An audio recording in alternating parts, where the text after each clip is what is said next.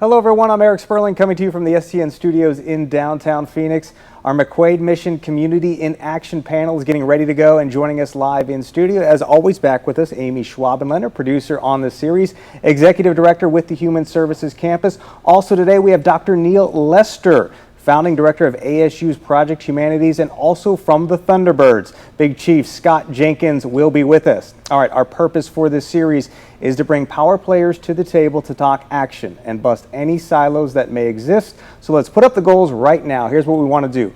Reduce the length of time someone is homeless here in Maricopa County and reduce the number of people returning to homelessness. We're back with our Community in Action panel. Amy has joined me over here. We've got Dr. Neal Lester from ASU's Project Humanities and Scott Jenkins with the Thunderbirds. All right, today we're talking about the importance of community outreach. And Dr. Lester, I'm going to start with you. Yes. Your team has really made outreach and homelessness a priority. So can you share with us a little about how you're doing that and the importance of the work you're doing in the space? Yeah, well, thank you very much for inviting and acknowledging that.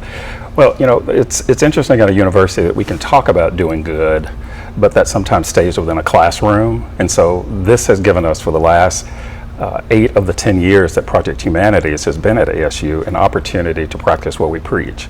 So we call this outreach Humanity 101 in Action, where we can show respect and kindness and self-reflection, empathy, compassion, forgiveness to those who are often denied that. And so it has really been community building, but also community sustaining. And what's the response been like from the students?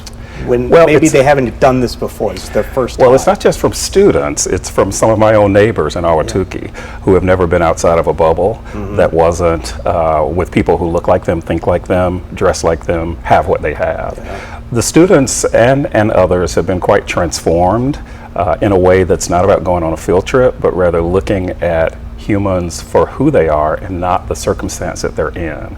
So what it has allowed us to do is to look at homelessness as a circumstance and not an identity. And so when they come back, the students, and when they bring their colleagues, when they bring their teachers, when they bring their family members, and that means that we're doing something that's important. And Scott, let's bring you into the conversation now, because the Thunderbirds have such a great reputation in this community for how generous you are. And how do you rally people towards that generosity in the circles you're in? Sure. Thanks for having us on. Really, everything for the Thunderbirds starts with the Waste Management Phoenix Open. We're happy to be hosting our 87th tournament coming this February. And, you know, as that event has just grown and grown, and really it's grown because of the support from the business community as well as our fans, it's allowed us the opportunity to raise millions of dollars, you know, for our community.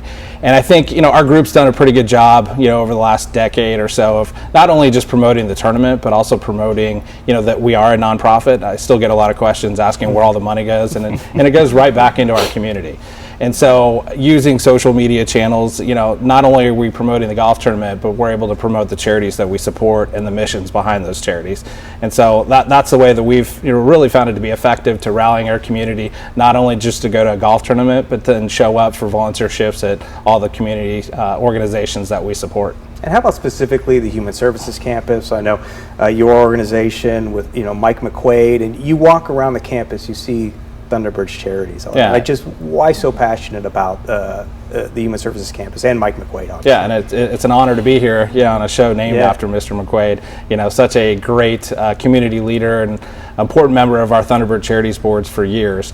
You know, at the end of the day, the Human Services Campus, I mean, talk about a great community, you know, coming together, you know, since 2005 when it started, and all the various nonprofits that we also support in addition to the campus.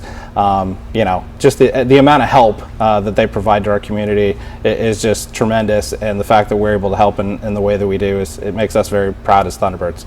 And Amy, I want to bring you into the conversation now, and we're talking about getting the community involved from all different areas. And I was on the campus on Friday, and I hadn't been in several years. And the one thing I noticed was, you know, what Dr. Lester was alluding to, just, you know, treating everybody like they're human beings. And from all of the organizations on campus, the staff workers, you know, hugging, having conversations, addressing them by name.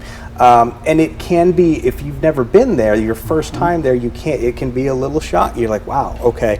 It might be hard for that transformation to happen. So can you talk a little bit about the work that these two organizations, how that helps bring that human element into what's going on at the Human Services Campus? Thank you both for joining us. And Mike was so proud of his involvement with Thunderbirds Charities. Anytime he came to visit the campus, we have to more prominently thank Thunderbirds Charities. What 50 places can we put their logo up? So he was just always so proud and grateful of all of your support, and that's turned into very visible things like the Brian Garcia Welcome Center, a place that didn't exist in 2005 when the campus opened. It was identified as a need to have that starting point for clients to come in and have that human interaction to start their service journey at the campus, and the ability to call Thunderbirds to talk to Cheryl, for Cheryl to reach out frequently asking what do we need, especially through the pandemic. That type of relationship with an organization is really rather unique, and it allows us to be responsive more in the moment than some typical relationships with organizations in the community. So thank you for all of that.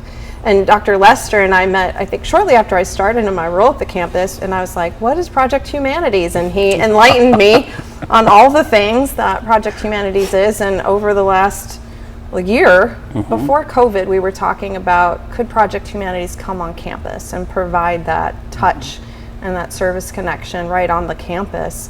And we've worked it out, and it's been phenomenal. And it is it's about human beings connecting with other human beings. And it allows all of our 16 organizations on the campus to know there's other capacity.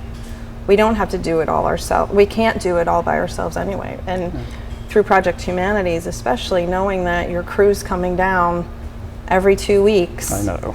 Unless it rains. Unless it rains. And then we can't give out our items then. We've actually had a missed monsoon season this year, which is also good. And that was so hard for us to not do that. But when you and I have talked and leading up to you coming on campus, it was about the role that people from our community can play in building rapport with individuals who may have felt forgotten or invisible during their time experiencing homelessness. Yeah. I remember the moment we walked on the campus and Melody said, "I've missed you all during the pandemic," and I was like, "Who is that? Yeah, who is a client that?" And she knew exactly Dr. who we were, Lester and the fact that we had not been there. That's why we do this. All right, I want to pick up on that. I want to touch on that. Getting our community involved. And Dr. Lester, you guys were talking a little about, you talked about Ahwatukee and your neighbors in Ahwatukee. Yes. And, Amy is at ground zero. She is down there. She's, in the highest concentration of our homeless population. And some of us who, maybe live, in Mesa, Ahwatukee, or Gilbert, we drive to work every day and we'll just see the occasional person with a sign, but it doesn't cross our mind of how do we want to get involved. So how do you have those conversations with people who it might not be top of mind to say, I want to get involved in the effort to end chronic homelessness? Right. Well, I think one of the things has been to remind people that there's stuff that we can do. Too often, I think we throw up our hands and say, there's nothing I can do about it. The problem is much bigger than I. And what I remind people is that you don't have to come down every other Saturday morning from 6:30 a.m. to 8:30 necessarily to distribute the shoes, the clothing, and the toiletries, and some human kindness, but you can also come on Friday afternoons to sort those items that we take down. We're personal shoppers for our clients, so it's not just a big windmill free-for-all. It's very, I think, seamless and orderly. But they can also do things that don't involve getting up in the morning, because that's often the resistance. It's so early, and I think, well, homelessness and the unsheltered don't necessarily operate on a schedule.